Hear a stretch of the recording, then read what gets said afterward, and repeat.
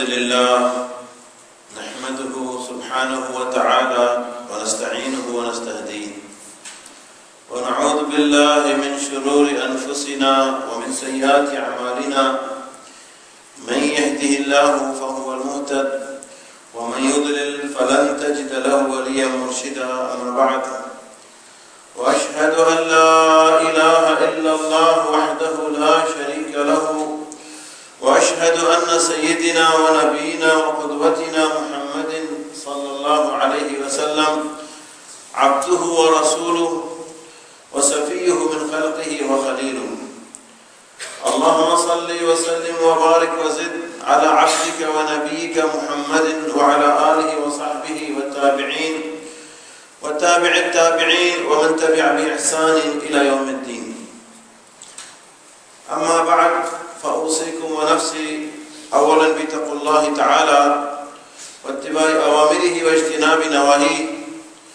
فقال الله عز وجل: يا أيها الذين آمنوا اتقوا الله حق تقاته يا أيها الذين آمنوا اتقوا الله حق تقاته ولا تموتن إلا وأنتم مسلمون.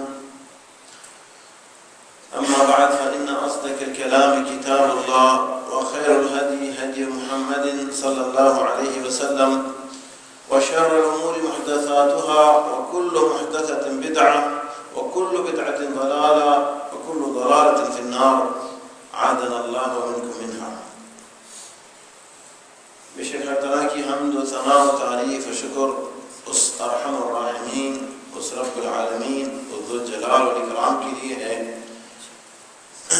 جو اس کا اہل ہے، جو ساری فضل و رحمت فرمانے والا ہے، جو تعریف کے قابل ہے، جس کی ہم جتنا بھی تعریف اور شکر اور ثنا بیان کریں اس کی ذات کے لحاظ سے بہت زیادہ کم ہے، جس کے لیے کائنات کا ہر ذرہ، ہر شجر و ہر حجر و ہر مدر، ہر شے اس کی پاکیزگی بیان کرتی ہے، اس کی تعظیم کو بیان کرتی ہے، اس کی تسبیح و تحمید تکبیر کی گن گاتی ہے.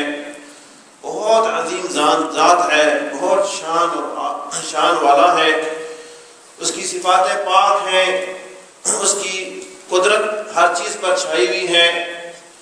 جو ہو چکا ہے وہی ہوا ہے جو اس نے چاہا، جو ہو رہا ہے وہی ہو رہا ہے جو وہ چاہتے ہیں، اور ہوگا بھی وہی جو وہ چاہیں گے.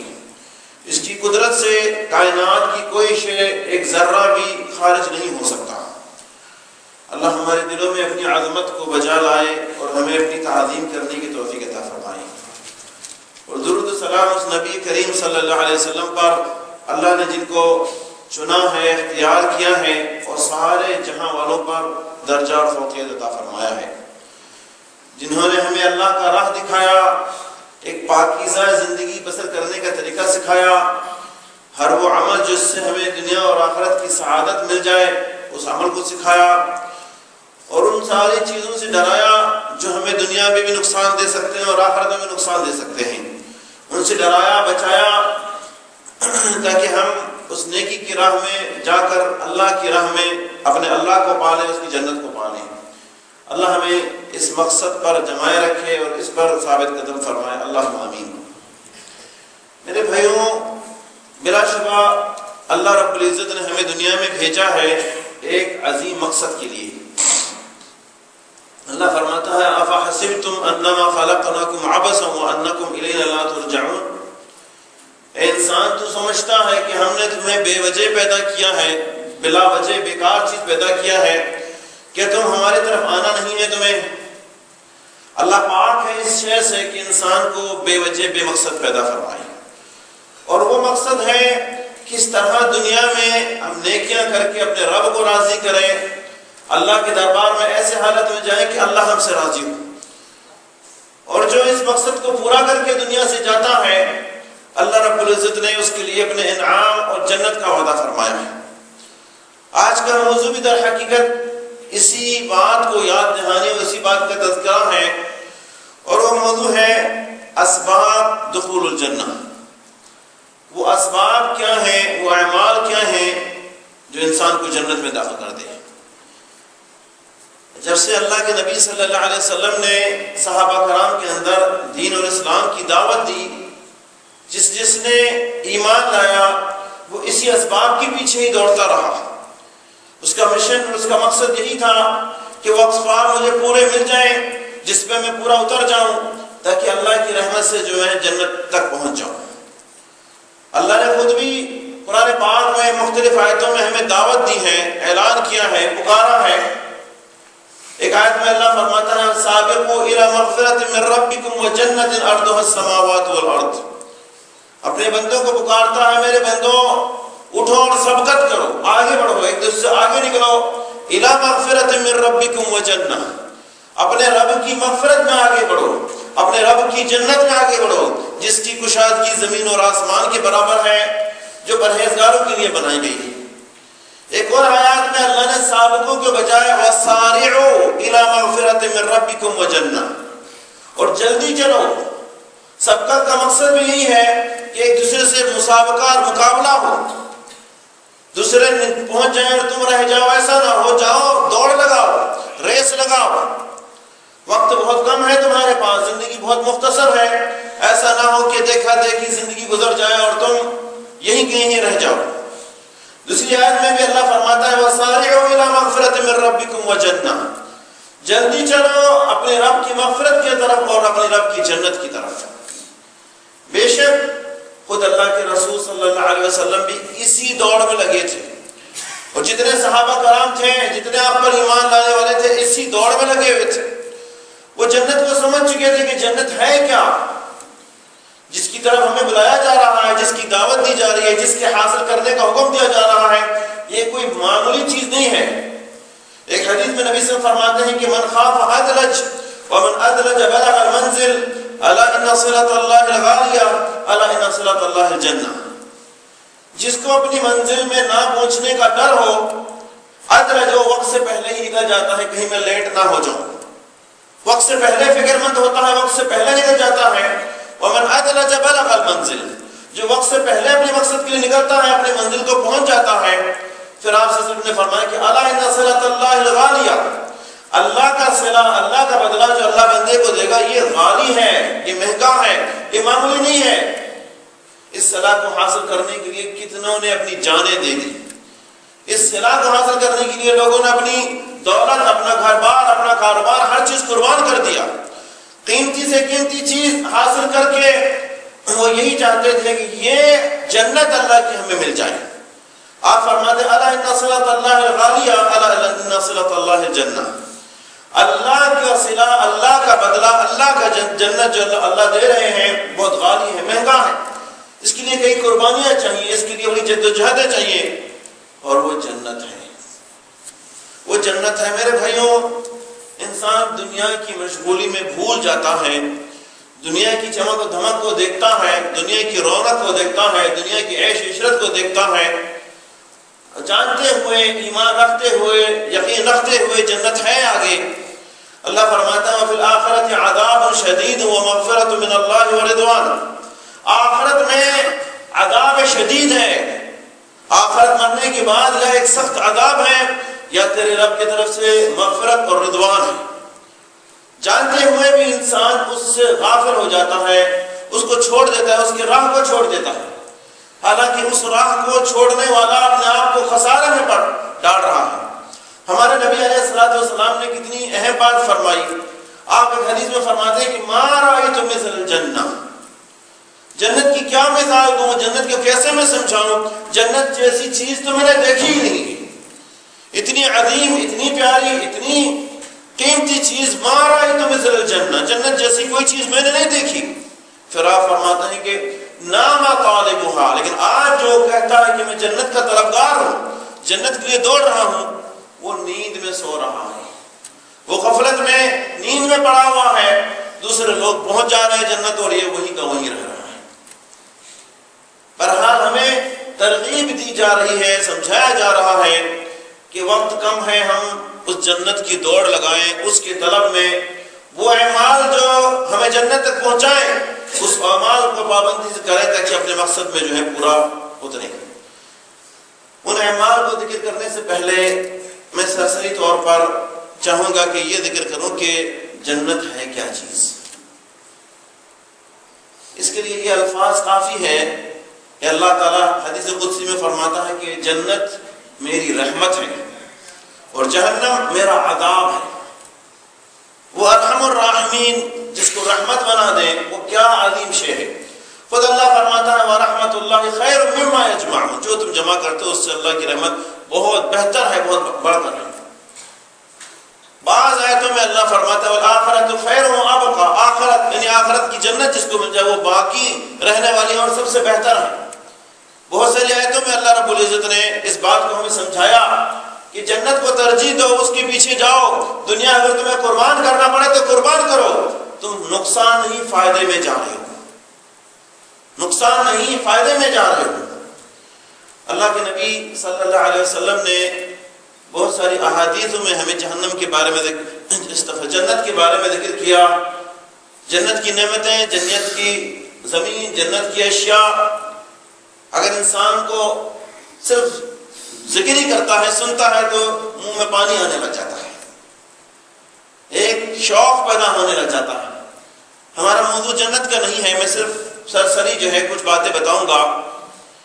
اللہ کے نبی صلی اللہ علیہ وسلم فرماتے ہیں کہ موسیٰ علیہ السلام نے اللہ سے سوال کیا، اے میرے پروردگار، جنت کے اندر جنتی میں جو سب سے ادنا جنتی ہوگا، سب سے کم، جیسے پوری جنت کے اندر جس کو سب سے کم نعمتیں تو نوازے گا، اسے تو کیا دے گا؟ اللہ رب العزت فرماتا ہے کہ موسیٰ، اس کو میں جنت دنیا جو تھی جو ہے اس کے 10 گنے جو ہے دنیا کے برابر عطا کروں گا۔ پوری دنیا کی دولت، پوری دنیا کی عشرت، پوری دنیا کی نعمت جتنے بھی ہیں اس کا 10 گنا میں جو ہے عطا فرماؤں گا۔ موسیٰ علیہ السلام سن کے کہتے ہیں یا اللہ، ادنا جنتی کو تو اتنا کچھ دے گا، اتنی نعمتیں نوازے گا، تو اعلیٰ جنتی کو تو کیا دے گا؟ اللہ رب العزت فرماتا ہے اے موسیٰ علیہ السلام، ہم اولئک الذی اردت، یہ وہ لوگ ہوں گے جنہیں اعلیٰ جنت میں پہنچیں گے، یہ وہ لوگ ہوں گے جن کے لیے میں نے اپنے ارادے سے اس جنت کو بنایا ہے اور اپنے ہاتھوں سے اس کی کرامات کو پورا کیا ہے اور اپنے ہاتھوں سے اس کو تکمیل تک پہنچایا ہے۔ وہ جنت تو ایسی جنت ہے ما لا عین رأت، کسی آنکھ نے جتنی بھی نعمتیں سنی ہو، جتنی بھی نعمتیں دیکھی ہوں، کسی آنکھ نے کبھی نہیں دیکھی۔ ولا اذن سمعت، کوئی آنکھ نے، کوئی کان نے جتنا بھی سنا ہو، جنت جیسی نعمتیں نہیں سنی ہوں گی۔ ولا خطر علی قلب بشر، کسی بشر کے دل و دماغ میں کبھی سوچ بھی نہیں آیا ہوگا کہ ایسی شے بھی ہو سکتی ہے۔ کسی بشر کے، کسی انسان کے دماغ میں جتنا وہ سوچ لے، آج انسان اپنے خیالوں میں ایک عظیم جنت سوچ دیتا ہے، پتہ نہیں کیا ہوں گے، یہ ہوں گے۔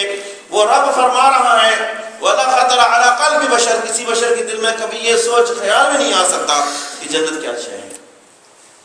اتنا عظیم جنت، اس کے بارے میں ہمارے نبی صلی اللہ علیہ وسلم فرماتے ہیں کہ جنت کے اندر ایک چھڑی رکھنے کی جگہ، صحیح مسلم کی حدیث میں ایک چھڑی رکھنے کی جگہ فرماتا ہے خیر من الدنیا وما فیہا، پوری دنیا کی اگر قیمت لگا لی جائے، جتنی اس کے اندر دولت و خزانے سب کی قیمت لگا لی جائے، جو جتنی دولت ہے، جتنے خزانے ہیں، ان سب سے وہ چھڑی رکھنے کی جگہ بہتر ہے اور افضل ہے۔ کیا جگہ ہے وہ، کتنی قیمتی جگہ ہے کہ چھڑی رکھنے کی کتنی جگہ چاہیے۔ ایک اور حدیث میں صحیح مسلم میں ہی اس طرح کے کمان کے بارے میں ہے کہ جنت میں ایک کمان رکھنے کی جگہ دنیا اور اس کی دولت ہر چیز سے جو ہے قیمتی ہے۔ ایک حدیث میں نبی صلی اللہ علیہ وسلم فرماتے ہیں، صحیح ترمذی کی حدیث ہے کہ جنتی میں جنتی کا ایک ناخون کے برابر جگہ، ایک ناخون کے برابر جگہ اگر دنیا میں آ جائے تو اس زمین اور آسمان کے درمیان کا جگہ جو ہے چمک اٹھے، زمین اور آسمان کے درمیان کا مسافہ چمک اٹھے۔ یہ کون سی جنت ہے؟ یہ کون سی جنت ہے؟ آخر ہے کیا چیز یہ؟ اتنا عظیم بھی کوئی شے ہو سکتا ہے؟ اللہ کے نبی صلی اللہ علیہ وسلم نے بہت ساری حدیثوں میں اس کی ذکر فرمایا ہے۔ ایک حدیث میں آپ صلی اللہ علیہ وسلم یوں فرماتے ہیں کہ اگر کوئی انسان خوشی سے جو ہے ہنستے ہنستے مر سکتا ہے اور اگر اللہ رب العزت نے جنت میں موت نہ رکھی، اس حدیث کا خلاصہ یہ ہے، شروع میں نبی صلی اللہ علیہ وسلم فرماتے ہیں کہ اللہ تعالیٰ کا قیامت کے دن ایک دمبے کی شکل میں ایک جانور کو لائیں گے اور لوگوں سے پوچھیں گے آپ انہیں پہچانتے ہیں؟ اور یہ ملک الموت ہوگا یا موت ہوگا، لوگ پہچان لیں گے، ان کے سامنے ان کو ذبح کر دے گا۔ اللہ تعالیٰ ذبح کر دے گا کہ موت کی موت ہوگی، اب کسی کو موت نہیں آئے گی۔ اب حکم ہو جائے گا کہ جو جنت میں چلے گئے ہمیشہ کی جنتی ہوں گے، جہنم میں چلے ہوں گے ہمیشہ کی جہنمی ہوں گے، کبھی انہیں موت نہیں آئے گا۔ پھر نبی صلی اللہ علیہ وسلم فرماتے ہیں کہ اگر کسی کو خوشی میں موت آ سکتی ہے تو انسان جو ہے جنت کی خوشی میں موت آ جائے، اگر کسی کو رونے اور غم میں موت آ سکتی ہے تو وہ جہنم کو دیکھ کے رو مر جائے۔ اتنا خطرناک جنت و جہنم ہے۔ جنت کے بارے میں ہم کیا جانیں میرے بھائی؟ میں نہیں چاہتا ہوں کہ اس موضوع کو لے آؤں۔ صحابہ کرام رضوان اللہ علیہم اجمعین جب سے انہوں نے اس ایمان کی دولت کو اپنایا، اسی دوڑ میں لگے رہے۔ جتنے صحابہ تھے، سارے جتنے بھی صحابہ تھے، اسی دوڑ۔ صحابہ نے بہت سارے سوالات پوچھے ہیں۔ اگر ہم حدیثوں میں غور کریں تو اکثر صحابہ کرام کے جب نبی صلی اللہ علیہ وسلم سے استفسار ہوتے تھے، معلومات سوالات ہوتے تھے، تو وہ یہی پوچھتے تھے، یا رسول اللہ صلی اللہ علیہ وسلم ایسا عمل مجھے بتائیں کہ میں جنت میں پہنچ جاؤں۔ یہی سوال ان کا مقصد یہی تھا اور کچھ مقصد نہیں تھا۔ کسی نے نہیں کہا یا رسول اللہ ایسا عمل بتائیں کہ میں مالدار بن جاؤں، مجھے دنیا کی دولت مل جائے۔ اکثر سوال یہ ہوتا تھا کہ جنت تک کا راہ بتا دے، جنت کے پہنچنے کا آسان طریقہ بتا دے، کیسے میں جنتی بن جاؤں، کیسے میں فردوسی بن جاؤں، یہی سوال ہوتا تھا۔ ایک صحابی کے بارے میں مسند احمد کے اندر ایک حدیث ہے، صحابی ابھی نبی صلی اللہ علیہ وسلم کے پاس ایک غریب صحابی آتے ہیں اور کہتے ہیں، یا رسول اللہ صلی اللہ علیہ وسلم میرے پڑوسی صحابی کے گھر میں ایک کھجور کا درخت ہے، میں غریب انسان ہوں، میرے بچے غریب ہیں، ہم لوگ کسی طرح اپنا گزارا کرتے ہیں، یہ میرے پڑوسی کے درخت کے سے کھجور جو ہے میرے گھر کے ہوش میں صحن میں گرتے ہیں، میں تو کنٹرول کرتا ہوں، اٹھا کے ان کو پہنچا دیتا ہوں کہ تمہاری چیز ہے۔ بچے نادان ہوتے ہیں، نہ سمجھانے سے بھی نہیں سمجھتے، وہ کھجور اٹھا کے منہ میں ڈال دیتے ہیں۔ میرے پڑوس نے شکایت کی کہ ہمارے پاس ایک ہی راس المال کھجور ہے، یہ آپ کے گھر میں گر جاتے ہیں تو آپ لوگ کھا جاتے ہیں۔ میں نے کہا بھائی میں کیا کروں، میرے بچے خود بھوکے ہوتے ہیں، آپ کو اللہ ثواب دے گا، اجر دے گا، آپ بس اور بھی اس درخت کو مجھے دے دیجیے۔ اس نے کہا میں دے نہیں سکتا، میں نہیں دے سکتا، اس کو میں کسی کو نہیں دے سکتا، یہی میرا اصل مال یہی ہے، میں نہیں دے سکتا۔ وہ نبی صلی اللہ علیہ وسلم کی خدمت میں پہنچ گیا، یا رسول اللہ صلی اللہ علیہ وسلم ہمارے پڑوسی کے گھر میں کھجور ہے، یہ کھجور ہمارے گھر میں گر جاتے ہیں، میرے بچے اٹھا کے کھا لیتے ہیں، میں اللہ کو کل کیا جواب دوں گا؟ میں نے بھائی سے کہا اللہ نے تجھے دیا ہے، مہربانی کر کے یہ کھجور مجھ ہمیں دے دیں، ہمارے لیے جگہ بھی ہو جائے گا، ہم آپ کو دعائیں دیں گے۔ وہ دینے کو تیار نہیں۔ تو نبی صلی اللہ علیہ وسلم اسی صحابی کو ہاتھ کو پکڑ کے اس کے پڑوسی کے پاس جاتے ہیں، کہتے ہیں کہ اگر تو اس درخت کو اس کو دے دے، میں تیرے لیے جنت میں درخت کا وعدہ کرتا ہوں۔ وہ صحابی سوچنے لگتا ہے، کہتا ہے یا رسول اللہ صلی اللہ علیہ وسلم میرے پاس اور کچھ نہیں ہے، میرے بچوں کے پاس بھی یہ راس المال یہی ہے، میں اسے دے دوں گا، میرے بچے بے بس ہو جائیں گے، میں یا رسول اللہ صلی اللہ علیہ وسلم میں نہیں دے سکتا۔ ایک صحابی ابی دحدحہ نام کا صحابی تو وہ اس بات کو سن لیتے ہیں، وہ کہتے ہیں یا رسول اللہ صلی اللہ علیہ وسلم یہ بشارت جو آپ نے دی جنت کے اندر ایک درخت کا، یہ بشارت صرف اسی صحابی کے لیے، کسی کو بھی اگر اس کھجور کو میں اس سے لے کر یہ اس کے پڑوس والے کو دے دوں، کیا مجھے بھی جنت میں باغ ملے گا؟ تو کہتے ہیں آپ کو بھی مل جائے گا، جو بھی کرے گا اسے مل جائے گا۔ وہ صحابی کے پاس جاتے ہیں کہ تو مجبور ہے، تیرا تو راس المال ہی ہے، تیرے پاس طاقت نہیں ہے، مجھے جانتے ہو اللہ نے مجھے دولت سے نوازا ہے۔ وہ کہتے ہیں آپ کو جانتا ہوں میں۔ کہا وہ فلاں جگہ جو میرا باغ ہے اس کے اندر 600 کھجور کی درختیں ہیں، اس کے اندر چشمہ ہے، اس کے اندر پانی کا کنواں ہے، اس کے اندر اور چیزیں ہیں، اتنی بڑی جگہ، کیا خیال ہے وہ سب کے سب تو لے لے، وہ زمین بھی تیرا، وہ درخت بھی تیرے، وہ پانی بھی تیرا، وہ ہر چیز تیرا، یہ درخت مجھے دے دے۔ صحابی سوچتے ہیں کہ کوئی اتنا بڑا بھی ایسا قربانی بھی کوئی کر سکتا ہے؟ اتنا بڑا قربانی ایک درخت کے بجائے 600 درخت، زمین بھی دے رہا ہے، درخت بھی دے رہے ہیں، پانی، ہر چیز۔ کہا آپ واقعی پکی بات کر رہے ہیں؟ کہا میں تو سوچ رہا ہوں کہ تم نہیں مانو گے تو مجھے کچھ اور بھی کرنا پڑے گا۔ وہ دے دیتے ہیں اس کو، ایگریمنٹ ہو جاتی ہے، خلاص اس زمین کو، اس کھجور کے حصے کو، اس جگہ کو چھوڑ دو، اس کو دے دو، خلاص اس کا تمہارا نہیں، تم جاؤ، وہ درخت، وہ میرا باغ سب تمہارا ہے۔ نبی صلی اللہ علیہ وسلم کے پاس جاتے ہیں، یا رسول اللہ صلی اللہ علیہ وسلم آپ خوش ہو جائیے، میں نے اپنے بھائی کی اس تکلیف کو دور کر دی، یہ کھجور میں نے اس کے نام کر دی۔ نبی صلی اللہ علیہ وسلم خوشی سے، آپ کی آنکھوں میں آنسو آتے ہیں، حدیث میں ہے، اور آپ فرماتے ہیں ربح البیع ابی دہدہا، کہ ابی دہدہا تو نے بہت فائدہ کا تجارہ کیا ہے، بہت فائدے مند کا۔ اپنے گھر میں جاتے ہیں، باہر سے اپنی بیوی کو آواز دیتے ہیں کہ آ جاؤ، باہر آ جاؤ۔ بیوی سوچتی ہے آج شوہر باہر کھڑے میں آواز دے رہے ہیں، اندر کیوں نہیں آ رہے ہیں؟ باہر سے آواز دیتے ہیں کہ اندر آ جاؤ، باہر آ جاؤ۔ دروازے پہ آتی ہے، کیا ہے آپ باہر اندر کیوں نہیں آتے؟ کہا بس اب یہ زمین ہمارا نہیں، اب یہ درخت ہمارے نہیں ہیں، یہ جگہ ہماری نہیں ہے، باہر آ جاؤ۔ کہا کس کا ہے؟ کہا میں نے اس کو بیچ دی ہے۔ کہا کوئی فائدے کا سودا کیا ہے؟ کہا اللہ کی قسم بہت فائدے کا سودا کیا ہے، بہت فائدے کا سودا کیا۔ اس بات کے بجائے، اس بات کے بدلے اللہ کے نبی صلی اللہ علیہ وسلم کی زبانی سے، یعنی اس سے جو ہے جنت کا ایک باغ لے لیا۔ بیوی بھی یہی کہتی ہے ابھی دہدہا یقیناً تو نے بہت نفع کا سودا کیا۔ وہ جانتے تھے جنت ہے کیا چیز، جانتے تھے، وہ تو بیتاب تھے، وہ تو پاگل تھے، شاید انہیں موقع ملتا تو اپنی زندگی بھی دے دیتے اس درخت، اس جنت کو پانے کے لیے۔ ایک غزوے کے اندر اللہ کے نبی صلی اللہ علیہ وسلم، صحابہ کرام جنگ کے لیے آگے جا رہے ہیں، جنگ ہو رہا ہے، مشرکین اس نے جنگ کے لیے آگے بڑھ رہے ہیں۔ ایک صحابہ بھوک محسوس کرتے ہیں تو اپنی ایک پوری کھولتے ہیں، اس کے اندر کچھ کھجور کے درخت، ان کے کھجور ہوتے ہیں اس کے ہاتھ میں، کھولتے ہیں، کچھ میں کھا لوں، میں بھوکا بیٹھ تو جنگ بھی نہیں کر سکوں گا، کچھ کھا لوں۔ اللہ کے نبی صلی اللہ علیہ وسلم کے پاس سے گزرتے ہیں، ان سے پوچھتے ہیں یا رسول اللہ صلی اللہ علیہ وسلم یہ غزوہ ہو رہا ہے، جنگ ہو رہا ہے، اسلام اور کفر کا جنگ ہو رہا ہے، اگر جنگ میں مارا گیا تو میں کہاں جاؤں گا؟ آپ فرماتے ہیں جنت میں۔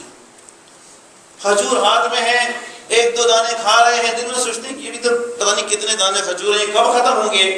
کہتے ہیں اللہ کی قسم یہ تو بہت لمبی زندگی چاہیے اس کو ختم ہونے میں۔ اللہ کے نبی صلی اللہ علیہ وسلم کی زبان اطہر سے مبارکبادی مل گئی، بشارت مل گئی جو کبھی غلط نہیں ہو سکتا کہ جنگ میں اگر میں مارا گیا تو جنت میں جاؤں گا، دیر کیوں ہو جنت کی۔ پھینک دیتے ہیں کھجور اپنے ہاتھ سے اور معرکے میں جاتے ہیں اور وہیں اللہ کے راہ میں شہید ہو جاتے ہیں۔ ہم بھی جنت کی پکار سنتے ہیں، ہم بھی جنت کے اعمال سنتے ہیں، بہت سارے حدیثوں میں بشارتیں ہیں، یہ اعمال کرو گے اس کے لیے جنت ہے، یہ چیز کرو گے اس کے لیے جنت ہے۔ اللہ ہمیں معاف کرے، ہمارے اندر جوش آتا نہیں، ایک دن آ جاتا ہے، دوسرے دن پھر پرلی سے نیچے اتر جاتے ہیں، پھر اس پرلی سے نیچے اتر جاتے ہیں۔ میرے بھائیوں، اس طرح کے واقعات صحابہ کرام کے ہم پڑھیں تو ان کی پوری زندگی ہی ایسی گزری، اور ہر صحابہ نے، کسی نے اپنے مال سارے قربان کر دیے، کسی نے جان قربان کر دیے، کسی نے وطن چھوڑ دیا، کوئی اللہ کے راہ میں تیر و نیزوں کے سامنے جو ہے کمان نما بنا کے کھڑا ہو گیا، ڈھال نما بن کے کھڑا ہو گیا، اپنے جسم کو چھلنی کر دیا، وہ جنت کی قربانی پا۔ اس جنت کو پانے کے لیے بڑی سی بڑی صحابہ اس الفاظ کو نبی صلی اللہ علیہ وسلم سے سنتے تھے کہ اس کے لیے جنت ہے، تو وہ اس پیچھے رہ نہیں سکتے تھے۔ صحابی کے بارے میں پڑھ رہا تھا میں، لکھتے ہیں کہ ایک معرکے کے اندر ہم غزوے کے لیے جا رہے تھے تو راستے میں بہت ٹھنڈی کی موسم تھی، ہم لوگ آرام کے لیے نیچے اترے تو رات کے ٹائم نبی صلی اللہ علیہ وسلم نے سارے صحابہ کو جمع کیا مشورے کے لیے۔ سارے صحابہ جمع ہو گئے، ٹھنڈی زیادہ تھی، کہتے ہیں میں نبی صلی اللہ علیہ وسلم کے پیروں کے پاس بیٹھا ہوا تھا، میں نے نبی صلی اللہ علیہ وسلم کے پیر کو پکڑا ہوا تھا، اس ٹھنڈی سے بالکل میں سردی سے لڑتا جا رہا تھا، نبی صلی اللہ علیہ وسلم کے پیر کے ساتھ میں نے آپ صلی اللہ علیہ وسلم کے پیر مبارک کو پکڑا ہوا تھا۔ نبی صلی اللہ علیہ وسلم نے فرمایا کہ دشمن اپنی تیاری میں ہے، ہمیں معلومات کرنی ہے کہ دشمن کیا تیاری میں ہے، کتنے لوگ ہیں، کتنے اسلحہ ہیں، کس طرح وہ آ رہے ہیں، ان کی سازش کیا ہے، کون جائے گا اور اس کی خبر لے آئے گا۔ وہ صحابی کہتے ہیں میں سنتے ہی دل میں نے کہا اللہ کرے مجھے نہ بولیں، کہتے میرے دل میں بات ہے اللہ کرے مجھے نہ بولے، میں نے اور نبی صلی اللہ علیہ وسلم کے پیر کو اور دبا دیا، آپ کسی اور کو بولے مجھے نہ بولیں۔ ایک بار اللہ کے نبی صلی اللہ علیہ وسلم نے فرمایا، دوسری بار فرمایا، تیسری بار فرمایا کہ کون جائے گا وہاں سے خبر لائے گا۔ فلہ الجنہ، اس کے لیے جنت ہے۔ یہ صحابی کہتے ہیں کہ جنت کا نام سن کر اللہ کے نبی صلی اللہ علیہ وسلم نے فرما دیا اس کی جنت ہے تو یقینی جنت ہے۔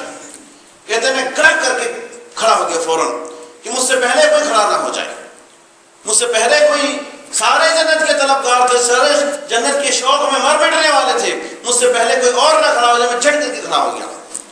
نبی صلی اللہ علیہ وسلم نے فرمایا کہ فلاں تم جگہ، کہتے ہیں میں سرزی سے لرز رہا تھا، لیکن جنت کا نام سن کے جب میں کھڑا ہو گیا تو میرا جسم ایسے گرم ہو گیا، ایسا لگتا ہے کہ ٹھنڈی چلی گئی۔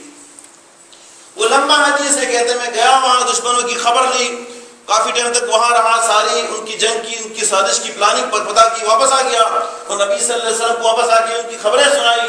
جب میں واپس آیا اور خبریں سنایا اور کام مکمل کیا، پھر مجھے ٹھنڈی لگنے لگی، اس کے بیچ میں مجھے ٹھنڈی بھی نہیں لگی۔ حقیقتاً وہ یقینی طور پر ایک سچے جنت کے طلبگار تھے میرے بھائی۔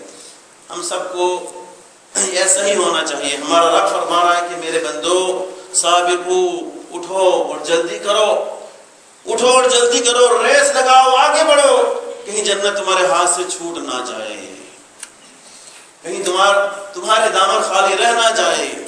جنت کی دعویٰ کرتے ہوئے، جنت کی خوشخبریاں سنتے ہوئے تم محروم ہی نہ ہو جاؤ۔ اٹھو، جلدی کرو اور سبقت کرو جنت کی طرف۔ اللہ کے نبی صلی اللہ علیہ وسلم نے بہت سارے ایسے اعمال ہمیں بتائے ہیں جن کو حاصل کرنے سے، جن کی پابندی کرنے سے انسان کے لیے اللہ اس کے نبی صلی اللہ علیہ وسلم کی طرف سے جنت کا وعدہ ہے۔ جنت کے بارے میں چیزیں بہت ہیں، میں سرسری کچھ چیزوں کا صرف ذکر کروں گا۔ اس کے اندر سر فہرست، سب سے اہم، سب سے ضروری چیز ایمان اور توحید ہے۔ ایمان اور توحید، اللہ فرماتا ہے وعد اللہ الذین آمنوا وعملوا الصالحات لنحیینہم حیاتا طیبہ۔ اللہ کا وعدہ ہے ان لوگوں سے جو ایمان لاتے ہیں اور نیک اعمال کرتے ہیں، ہم ان کی جو ہے ایک پاکیزہ زندگی دنیا میں دیں گے اور ان کی گناہوں کو درگزر فرما کے اسے ایسی جنت میں داخل کریں گے جس کے نیچے سے نہریں بہہ رہی ہیں، ہمیشہ ہمیشہ جو ہے اس میں رہیں گے۔ بہت ساری آیتوں میں اللہ رب العزت نے ایمان والے اور نیک اعمال کرنے والوں کو یہ بشارتیں دی ہیں کہ ان کے لیے جنت ہے۔ اس ایمان میں بنیادی چیز توحید ہی ہے، کیونکہ اللہ فرماتا ہے کہ الذین آمنوا ولم یلبسوا ایمانہم بظلم اولئک لہم الامن وہم مہتدون۔ جنہوں نے ایمان لایا بشرطے کہ ایمان میں ظلم نہ ہو، یہی لوگ اس جہنم سے، اس عذاب سے امن میں رہیں گے اور یہی ہدایت یافتہ ہے۔ اگر ایمان ہونے کے باوجود بھی اس کے اندر ظلم ہے، اس کے اندر شرک ہے، اللہ سے اعتقاد اچھے نہیں ہیں، اللہ کے علاوہ دوسروں کو جو ہے اپنا حاجت روا مشکل کشا سمجھا جا رہا ہے، اس کو اللہ کی صفت دی جا رہی ہے، یہ ایمان کام نہیں آئے گا۔ اللہ فرماتا ہے وَمَا يُؤْمِنُ أَكْثَرُهُم بِاللَّهِ إِلَّا وَهُم مُشْرِكُونَ۔ اکثر لوگ جو اللہ پر ایمان کی دعویٰ کرتے ہیں، اپنے آپ کو مومن سمجھتے ہیں، مگر وہ شرک کی دلدل میں پھنسے ہوئے ہیں، وہ شرک کے اعتقاد میں پھنسے ہوئے ہیں۔ بنیادی چیز، کیونکہ اللہ کا فرمان کبھی غلط نہیں ہوتا۔ ایک آیت میں اللہ فرماتا ہے انه من یشرک باللہ فقد حرم اللہ علیہ الجنہ، یقیناً بے شک جس نے اللہ کی ذات کے ساتھ شرک کیا، جس نے اللہ کی ذات کے ساتھ شرک کیا، جو پہلے سے مشرک ہیں یا دوسرے ہیں ان کو نہیں کہا جا رہا۔ ابن عبد المسعود کہتے ہیں کہ اس سے مراد وہی ہے جو ایمان لانے کے بعد شرک کے عمل کرتے ہیں۔ اللہ فرماتا ہے انه من یشرک باللہ فقد حرم اللہ علیہ الجنہ، جس نے اللہ کی ذات کے ساتھ شرک کیا، اللہ نے تحقیق اس پر جنت کو حرام کر دیا۔ کبھی نہیں ہو سکتا یہ بندہ جنت میں جائے، جنت میں نہیں جا سکتا، یہ ممنوع ہے اس کے لیے جنت، حرام ہے اس کے لیے جنت۔ فقد حرم اللہ علیہ الجنہ ومأواہ النار، اور ایسوں کا ٹھکانہ جہنم ہے۔ وما للظالمین من انصار، ایسا ظالم ہے، ایسا کوئی مددگار نہیں ہوگا۔ اللہ کے لیے میرے بھائی آج ہم اپنے گریبان میں جھانکیں۔ اکثر آج ہم ایسے ہیں الحمدللہ، ہم اللہ کی توحید کا کلمہ پڑھتے ہیں لیکن ہمارے اعمال اس کلمہ ہی کے خلاف ہیں۔ ہم کہتے ہیں اللہ کے سوا کوئی معبود نہیں، اور اللہ جانے کس کس کو ہم نے معبود بنا کے رکھا ہے۔ ضروری ہے اگر چاہتے ہیں جنت تک پہنچے تو اس عقیدے کی اصلاح کریں، اپنے رب کی عظمت جلالت کو سمجھیں، اللہ کے علاوہ کسی طرح کا عبادت کسی غیر کے لیے نہ کریں، اللہ کے لیے توحید کو، ایمان کو صرف اللہ کے لیے خاص کریں۔ یہی ایمان ہے، یہی دعوت، یہی توحید ہے۔ اللہ ہمیں سمجھنے کی توفیق عطا فرمائے۔ اسی طرح اور بہت ساری اشیاء میں اللہ رب العزت نے جنت کے بارے میں وعدہ فرمایا ہے۔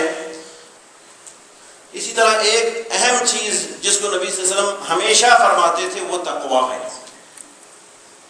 اللہ فرماتا وَتِلْكَ الْجَنَّةُ الَّتِي أُورِثْتُمُوهَا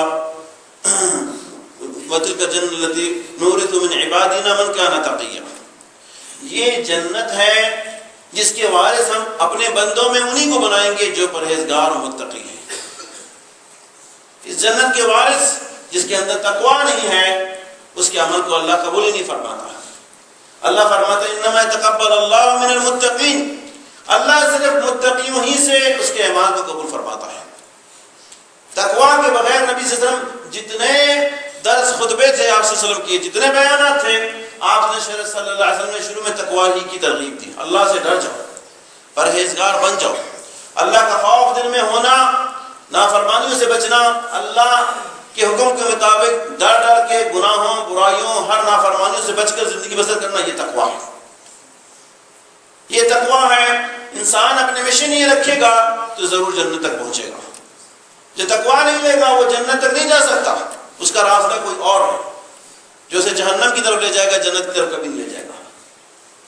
اور بہت ساری اشیاء اللہ رب العزت نے ہمیں بتائی ہیں۔ سورۃ المؤمنون کی ابتدائی 10 آیتیں، اس کے بارے میں ایک حدیث میں ہے کہ اللہ کے نبی صلی اللہ علیہ وسلم اپنے امت کے بارے میں سوچ کر پریشان ہوتے تھے، اللہ سے فریادیں کرتے تھے کہ اللہ میری امت بہت کمزور ہے اور میری امت جو ہے سارے جو ہے اس قانون، اس قرآن پاک کے ہر احکام کی پابندی نہیں کر سکتی۔ اے اللہ میرے امت پر ایسی 10 آیتیں نازل فرما جس پر وہ عمل کرے تو اپنی رحمت سے انہیں جنتی بنا دے۔ وہ ارحم الراحمین، وہ رحیم و کریم، جو ہمارے پیغمبر سے بھی زیادہ بڑے رحمان ہیں، رحیم ہیں، رحم کرنے والے ہیں۔ ہمارے پیغمبر علیہ الصلوۃ والسلام کو بھی رحمت انہی کی دی ہوئی ہے۔ اللہ تعالیٰ نے فرمایا میرے پیغمبر علیہ الصلوۃ والسلام میں 10 آیتیں اتار رہا ہوں، یہ 10 آیتوں میں احکام نہیں ہیں، آیات 10 ہیں، احکام 10 نہیں کم ہیں، اور اس پر عمل کرنے والے کو صرف میں جنت نہیں دوں گا، جنت الفردوس میں داخل فرماؤں گا، اعلیٰ جنت میں داخل فرماؤں گا جو اس کے اوپر پابند ہوں گی۔ اس آیت کی شروع ہی ہوئی ایک بشارت کے ساتھ، ایک یقینی تحقیق کے ساتھ۔ اللہ فرماتا ہے قد افلح المؤمنون، اے میرے پیغمبر علیہ الصلوۃ والسلام مومن فلاح پا گئے، نہ کہ پائیں گے، نہ کہ انہیں کامیابی ملے گی۔ ایک بات پکی ہوتی ہے، کہتے ہیں سمجھ لو تمہارا کام ہو گیا، اور رب کائنات فرما رہا ہے قد افلح المؤمنون، ہاں یقیناً مومن فلاح پا گئے، کامیاب ہو گئے، جنت میں پہنچ گئے، جنتی بن گئے۔ قد افلح المؤمنون، مومن فلاح پا گئے۔ کون سے مومن؟ جن کے اندر یہ صفات ہو۔ پہلی صفت الذین هم عن صلاتهم خاشعون، یہ صفت ہو جو عن صلاتهم خاشعون، جو اپنی نماز میں خشوع و خضوع، خوف کے ساتھ۔ 2 معنی ہیں اس کے۔ عن صلاتهم خاشعون سے ایک مطلب یہ بھی ہے کہ نماز کے بارے میں خوف زدہ ہوتے ہیں، نماز کہیں چھوٹ نہ جائے ہم سے، کہیں قضا نہ ہو جائے، کہیں رکوع سجدے جو ہے صحیح غلط ادا نہ ہو جائے، کہیں قرات غلط نہ ہو جائے، کہیں توجہ کہیں اور نہ چلے جائے۔ وہ خوف کے ساتھ کبھی نماز ان کی تاخیر ہوتی ہے تو انہیں تکلیف ہوتا ہے، یا اللہ آج میری رکعت چھٹ گئی، پتہ نہیں میں اللہ کو کیا جواب دوں گا۔ فکر مند ہوتے ہیں، جن کی فجر میں بھی اگر لیٹ ہوتے ہیں تو انہیں غم ہوتا ہے کہ ہماری رکعت چھٹ گئی ہے۔ اتنے فکر مند ہوتے ہیں کہ کبھی اپنی نماز کو تاخیر کرنے نہیں دیتے، اگر تاخیر ہو جاتی وہ سمجھتے ہیں کہ ہم سے بہت زیادتی ہوئی ہے، اپنی رب کی عبادت میں ہم نے کوتاہی کی۔ اللہ فرماتا ہے الذین هم عن صلاتهم خاشعون، جو اپنی نماز کے بارے میں ڈرتے ہیں۔ اس کے دوسرا معنی یہ بھی ہے کہ اپنی نماز میں خوف زن خشوع اور خضوع کے ساتھ اس کو ادا کرتے ہیں۔ جب اللہ کے سامنے کھڑے ہوتے ہیں تو جانتے ہیں کہ میں کسی انسان کے سامنے نہیں، رب کائنات کے دربار میں کھڑا ہوں۔ رب دربار. اور ہمارے پیغمبر علیہ السلام فرماتے ہیں کہ اللہ دو امنوں کو اور دو خوفوں کو ایک ساتھ جمع نہیں کرے گا. جو دنیا کے اندر اللہ فرماتا ہے جو دنیا میں میرے خوف کے ساتھ رہتا ہے, مجھ سے ڈرتا رہتا ہے, میرے پاس نماز میں ڈرتا رہتا ہے, کل میں اسے خوف سے نکال کر امن کی زندگی دوں گا. جس کے دل میں آج خوف نہیں ہے, اللہ کے احکام ٹوٹ جاتے ہیں, خوف نہیں ہے, کل بیچارے کو امن نہیں ملے گا, اس کو امن نہیں ملے گا. بہت سارے ایک تابعی کے بارے میں پڑھ رہا تھا کہ جب وہ اللہ کے سامنے کھڑے ہوتے نماز میں تو کانپتے, ان کے آنسو نکلتے, کبھی کبھار وہ گر کے بے ہوش بھی ہوتے. لوگوں نے پوچھا کہ آپ کی عجیب ہیبت اور عجیب حال آپ کا ہو جاتا ہے, وجہ کیا ہے؟ انہوں نے کہا تجھے نہیں معلوم میں کس کے دربار میں کھڑا ہوں, تجھے نہیں معلوم میں کس کے دربار میں کھڑا ہوں, اس رب کائنات کے دربار میں. اللہ کی خوف اور اللہ کی عظمت سے وہ خشوع اور خضوع کے ساتھ, ادب کے ساتھ, سنت کے اہتمام کے ساتھ نماز ادا کرتے ہیں. اللہ نے بشارت دے دی, پہلے کامیاب ہو گئے جس نے اس صفت کو اپنایا کہ نماز اور خشوع اور خضوع کے ساتھ ادا کی. ہم نماز میں کھڑے ہوتے ہیں, کبھی پنکھے کو, کبھی لائٹ کو, کبھی اوپر کبھی نیچے, ہر جگہ دیکھتے ہیں. یہ جنت کا راستہ نہیں ہے, یہ کامیابی کا راستہ نہیں ہے میرے بھائی. کامیابی کے راستہ ہم چاہتے ہیں, جنت کا راستہ چاہتے ہیں تو خشوع کے ساتھ, خضوع کے ساتھ نماز پڑھنا. الذین هم عن صلاتهم خاشعون والذین هم عن اللغو معرضون. اور وہ لوگ جنت میں جائیں گے, وہ جنت الفردوس میں جائیں گے, وہ لوگ کامیاب ہو گئے, انہیں فلاح مل گیا جو لغو سے اپنے آپ کو بچاتے ہیں. لغو کا مطلب ہے بیکار, فضول حرکت, فضول باتیں. یہ زبان میرے بھائی بہت بڑی نعمت ہے اللہ کی, بہت بڑی. اللہ فرماتا ہے الم نجعل له عینین ولسانا وشفتین, کیا ہم نے دو آنکھیں نہیں دی اپنے بندے کو اور زبان اور ہونٹ سونٹ نہ دیے؟ بے شک یہ نعمت ہے. آج انسان اپنی زبان سے دنیاوی طور پر ہم دیکھتے ہیں کوئی انسان کوئی بات کرتا ہے, ایک چھوٹی سی بات سے بہت بڑا جھگڑا اور فتنہ پیدا ہوتا ہے. ایک الفاظ نکلتا ہے, وہ کفریہ کلمہ انسان کو ایمان سے باہر نکال دیتا ہے. ایک الفاظ نکالتا ہے زبان سے, اس ایک الفاظ سے اللہ کی نظروں سے وہ گر جاتا ہے. ایک الفاظ سے اپنے خاندان کو برباد کر دیتا ہے, توڑ دیتا ہے. اسی طرح یہ زبان کو اسلام نے بھی ترغیب دی, بڑا سوچ سمجھ کے انسان استعمال کرے. اس کے بارے میں اللہ سے, اللہ کے دربار میں جواب دینا ہے. وہ غیبت میں, چغلی میں, برائی میں, جھوٹ بولنے میں, غلط کام کرنے میں اس سے بچائیں. یہ اللہ کے دربار میں اس سے پوچھا جائے گا اس کے بارے میں کیا بولا ہے, کیا نہ بولا ہے, ہر چیز کے بارے میں. بات چھوٹے الفاظ بھی انسان کو جو ہے جہنم میں ڈال دیتے ہیں. نبی صلی اللہ علیہ وسلم فرماتے ہیں انسان نیک اعمال کرتا ہے اور نیکی کرتا جاتا ہے. حدیث کا مفہوم سنو غور سے. نیکی کرتا ہے یہاں تک کہ اس کے اور جنت کے درمیان ایک ذراع کا فاصلہ ہوتا ہے, ایک ہاتھ کا جو ہے فاصلہ ہوتا ہے. ایک ہاتھ اور چلا جائے تو جنتی بن جائے گا انشاءاللہ. پھر آپ فرماتے ہیں کہ پھر زبان سے وہ ایسا کلمہ نکال دیتا ہے جس کو وہ خود معمولی سمجھتا ہے, وہاں جنت کے قریب سے اٹھا کر جہنم میں پھینک دی جاتی ہے. اسے جنت کے قریب سے اٹھا کر جہنم میں پھینک دی جاتی ہے. اس لیے ہمارے پیغمبر علیہ السلام فرماتے ہیں من کان یؤمن باللہ والیوم الآخر فلیقل خیر او یصمت. جو اللہ پر قیامت کے دن پر ایمان رکھتا ہے بات کرے خیر کی, چپ رہے, زیادہ باتوں سے بچے. اللہ فرماتا ہے والذین هم عن اللغو معرضون. وہ لوگ جنت میں جاتی ہے, جنت کا راستہ ہے, جنت کا طریق ہے. والذین هم عن اللغو معرضون والذین هم للزکاة فاعلون. جو اپنے مال کا زکات ادا کرتے ہیں, اپنے مال کا حق ادا کرتے ہیں. والذین فی اموالہم حق معلوم للسائل والمحروم.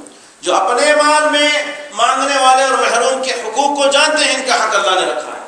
ان کا مال جو اللہ نے دیا ہے, اللہ نے ان پر رحمت فرمائی, ان کا نہیں, ان کے دوسرے کا حال مال ہے. آج بہت سارے مسلمان بھول چکے ہیں اس کو. ان کے سونا کا نصاب بڑھ رہا ہے, ان کے اوپر زکات بن رہا ہے, انہیں معلوم نہیں. چاندی کی نصاب پہ زکات بن رہا ہے, ان کو معلوم نہیں. تجارت کے اوپر ان کے زکات بن رہا ہے, ان کو معلوم نہیں. مویشی جانوروں پہ زکات بن رہا ہے, ان کو معلوم نہیں. ان کے کاروبار پہ زکات بن رہا ہے, ان کو معلوم نہیں. بعض معلوم ہوتے ہوئے بھی جو ہے اس سے نہیں دیتے ہیں, ہیلے بہانے کرتے ہیں. اللہ کے دربار میں ہیلے بہانے نہیں ہوں گے میرے بھائی. اللہ فرماتا ہے الذین یکنزون الذهب والفضة ولا ينفقونه في سبيل الله فبشرهم بعذاب الیم. جو سونے اور چاندیاں جمع کرتے ہیں اور اللہ کے راہ میں نہیں خرچ کرتے, یعنی زکات نہیں دیتے, اے میرے نبی صلی اللہ علیہ وسلم انہیں دردناک عذاب کی خبر سنا دیجیے. دردناک عذاب ایسے تیار ہے۔ یوم یحمى علیہ فی نار جہنم فتقوی بہا، اس دن جو ہے جہنم کے آگ سے ان کے سونے چاندی ان کی چیزوں کو لال کر کے سرخ کر کے ان کے پیشانیوں پر، ان کے پیٹھوں پر، ان کی چھاتیوں پر داغ دیا جائے گا اور کہا جائے گا یہ تمہارا مال ہے جو تم نے جمع کر کے رکھا ہے۔ کیا فائدہ اس مال کا میرے بھائی؟ اللہ سے ڈرے، انسان کو چاہیے غور کرے میرے اوپر کیا زکوٰۃ بنتا ہے، کیا زکوٰۃ بنتا ہے اس جگہ۔ والذین هم للزکاة فاعلون والذین هم لفروجهم حافظون، وہ جنت کا راہ ہے، وہ جنت میں پہنچیں گے جو اپنی شرمگاہوں کی حفاظت کرتے ہیں، بے حیائی، بدکاری، زناکاری، غلط چیزوں سے اس کو بچاتے ہیں۔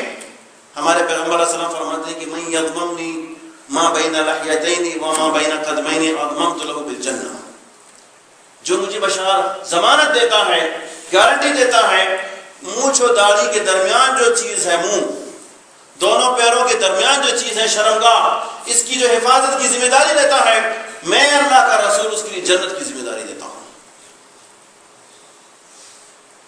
میں اس کے لیے آپ سے پوچھا گیا صلی اللہ علیہ وسلم سے سب سے زیادہ لوگ جہنم میں جانے والے کون ہوں گے، کس اعمال کی وجہ سے ہوں گے؟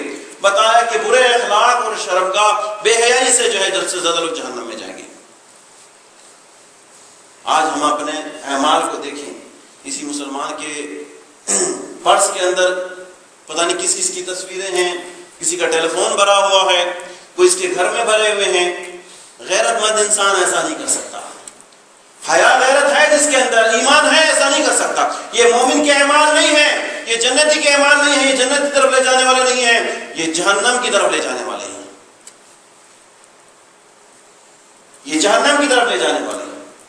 اللہ ہمیں سمجھنے کی توفیق عطا فرمائے۔ میرے بھائیوں، اصل بات تو یہی ہے، جس کے دل میں اللہ کا خوف ہے، جو واقعی چاہتا ہے، یہ دنیا تو گزر رہی ہے اور گزر جائے گی، جو چاہتا ہے اللہ اپنی رحمت سے اسے جنت میں داخل فرمائے، انہیں چاہیے کہ ان باتوں کو غور کرے اور اس پر عمل کرے۔ اللہ مجھے اور آپ کو اور سارے مسلمانوں کو عمل کی توفیق دے، اللہ جنت کی راہ پہ ہمیں لگا دے اور اپنی رحمت سے جنت میں پہنچا دے اور اہل جنت بنا دے۔ اللہم آمین۔ اقول هذا القول استغفر لي ولكم ولسائر المسلمين فاستغفروه انه هو الغفور الرحيم۔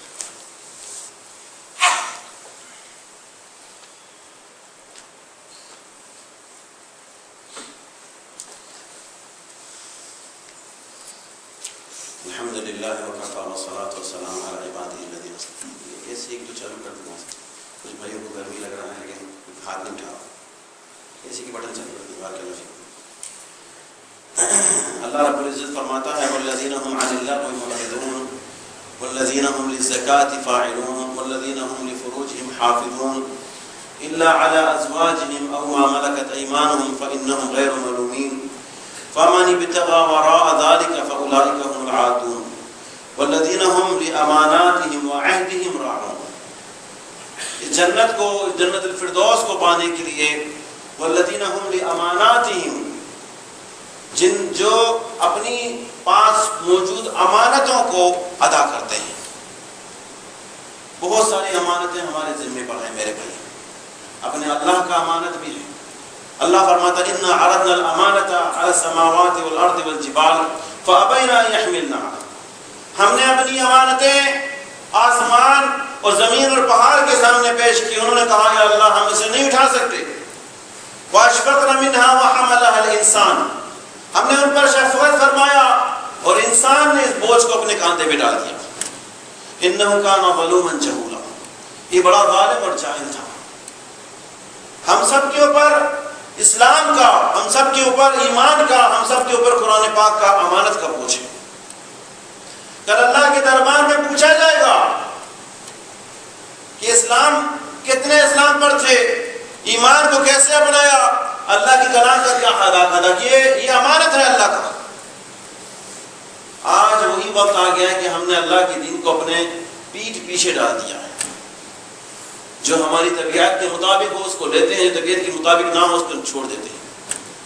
یاد رکھیں، جنت میں جانے والا، جنت کا راہ اس امانت کو ادا کرنے میں، امانت میں خیانت کرنے والا جنت میں نہیں پہنچ سکتا۔ امانت میں خیانت کرنے والا جنت میں نہیں پہنچ سکتا۔ مومن جو ہے امین امین ہوتا ہے، امانت دار ہوتا ہے، مومن خائن نہیں ہوتا ہے، اپنے اللہ سے بھی، اپنے وطن سے بھی، اپنے جان پہچان والوں سے بھی، مسلمانوں سے بھی، غیر مسلمانوں سے بھی. جیسے ہمارا پیغمبر علیہ السلام وہ امین تھے، وہ نبوت سے پہلے ہی ان کے دشمن بھی اقرار کرتے تھے، شہادت دیتے تھے کہ آپ صلی اللہ علیہ وسلم صادق الامین ہیں، صلی اللہ علیہ وسلم سچے ہیں اور امانت دار ہیں. سچے امانت دار ہیں. ہر مسلمان کو امین ہونا چاہیے، امانت دار ہونا چاہیے. اپنے اللہ سے بھی سوچ لیں کہ کیا امانتیں ہماری ذمے ہیں اور بندے کی کیا کیا امانتیں ہمارے ذمے ہیں.